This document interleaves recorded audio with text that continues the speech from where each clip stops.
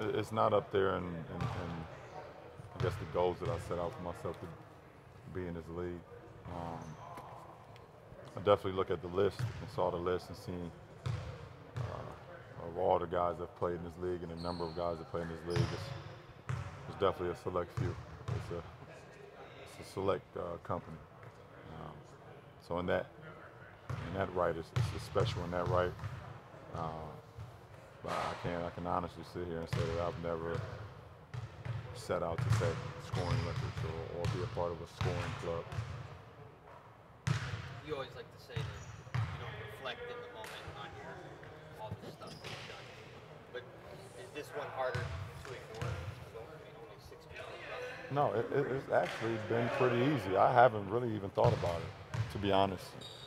Um, I know I'm getting close. I don't know where I am right now. I'm honestly telling you the truth. I just, nah, this is not one that I'm kind of like losing sleep over, to be honest. Like I told you, um, scoring has never been the A all B all for me as a basketball player. Do you want us to tell you? Go ahead. 41. So Be you good. could do it. I could do it at home. So I got 2 games. So that'd be great to do it.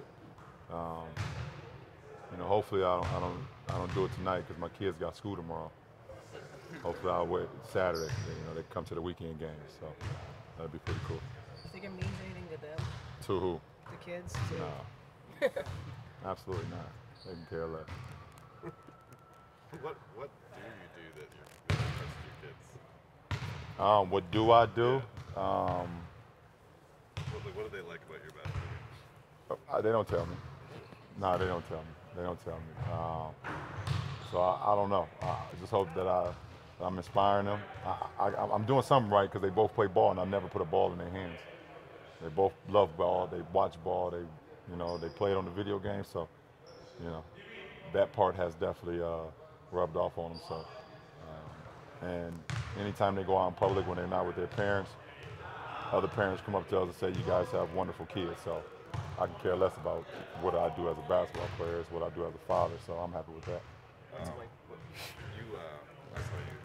talk to Dwayne Son the other night, Yeah. and you posted about Shaquille O'Neal's son.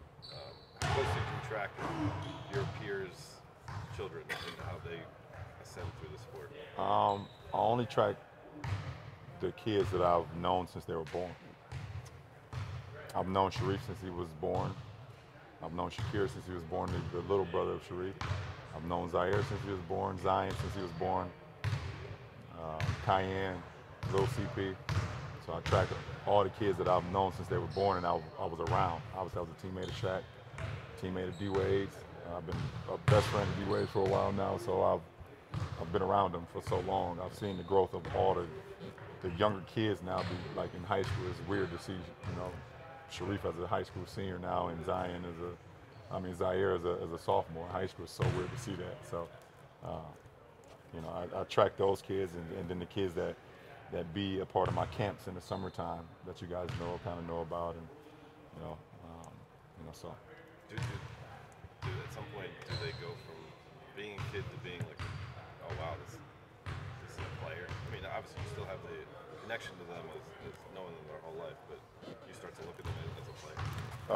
If they're, yeah, why wouldn't I? But at the end of the day, it's family first before basketball. That's what we all preach about, and protecting, the family things, family ties, and we protect that over anything. So, basketball is always like secondary. If you love the game and you approach the game the right way, then the game is going to take care of itself for you. But it's always about taking care of your family throughout anything. You're a fierce competitor, LeBron, but what's it like being a basketball dad when you're sitting in the stands watching your boys play ball? It's a fine line, so it's a fine line of how much you actually put into the game of watching the kids play or how mellow you are. So, it's challenging, definitely, when it's nothing you can do. You can just tell your son or tell the teammates what you see out on the floor, but they also have to do it. So, but it's pretty good just to be there and support, which is very limited, for me with our schedule and their schedule. But anytime I get an opportunity to watch, I love going. I was going to ask you, boys competitive? They have like that Yeah. competitive edge. Yeah. I mean, if you play the video game and you lose and you throw the joystick and break it, you're competitive. That's one of the things that I knew when I was a kid. When I lost and I couldn't get another joystick for a long time because I broke it, that's a competitive edge. Even though you didn't set out for the 30,000, is there a regular season scoring game that stands out to you above any others? Is it 61? Is that something that stands out to you? I guess so. The game in Miami will stick out. I guess because I was just shooting the heck out of the ball that night. You know, I was pulling up from one step inside the half-court line, and every shot I put up felt like it was going in. So, I mean, that's just one off the top of my head, to be honest. Going back to that, was that a night that you felt like that was coming, or did it just happen organically?